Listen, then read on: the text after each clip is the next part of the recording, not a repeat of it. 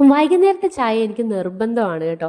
എവിടെയെങ്കിലുമൊക്കെ പോയി കുഴഞ്ഞു വരുമ്പോഴത്തേക്കും ചായ കുടിക്കുമ്പോൾ ഒരു പ്രത്യേക എനർജിയാണ്. അപ്പോൾ ആദ്യം തന്നെ ഈ ഡ്രസ്സ് ഒന്ന് മാറ്റണം. അപ്പോൾ തന്നെ പകുതി ആശ്വാസമാണ്.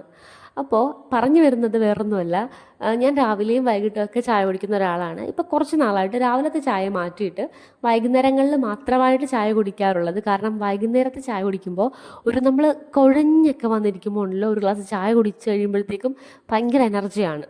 എന്തെങ്കിലും ജോലി ചെയ്യാനാണെങ്കിലും എവിടെയെങ്കിലും പോകാനാണെങ്കിലും ഒക്കെ ആണെങ്കിലും ഭയങ്കര എനർജിയാണ്. അതുകൊണ്ട് രാവിലെ കുടിച്ചില്ലെങ്കിലും വൈകുന്നേരങ്ങളിൽ കുടിക്കാറുണ്ട്.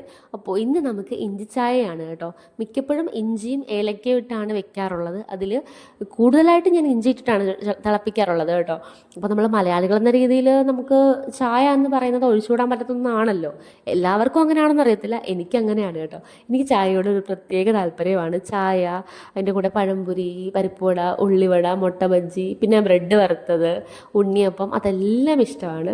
അപ്പോൾ ഞാൻ പതിയെ ആ ചായയൊക്കെ എടുത്തുകൊണ്ട് വന്ന് സമാധാനപരമായിട്ട് ഒറ്റയ്ക്കിരുന്ന് ചായയും പിന്നെ കഴിക്കാനായിട്ട് ഉള്ളിവടയും മുട്ട ബജ്ജിയും ഉണ്ടായിരുന്നു, അതെല്ലാം എടുത്തുകൊണ്ട് വന്ന് ഒറ്റയ്ക്കിരുന്ന് അങ്ങ് കുടിക്കുവാണ്. അപ്പോൾ ഇന്ന് നമുക്ക് ഇത്രയൊക്കെ ഉള്ളൂ കേട്ടോ. അപ്പോൾ എൻ്റെ വീഡിയോ ഇഷ്ടപ്പെടുകയാണെങ്കിൽ ചാനൽ സബ്സ്ക്രൈബ് ചെയ്യാൻ മറക്കരുത്. നമുക്ക് അടുത്തൊരു വീഡിയോ ആയിട്ട് കാണാം. ടാറ്റാ.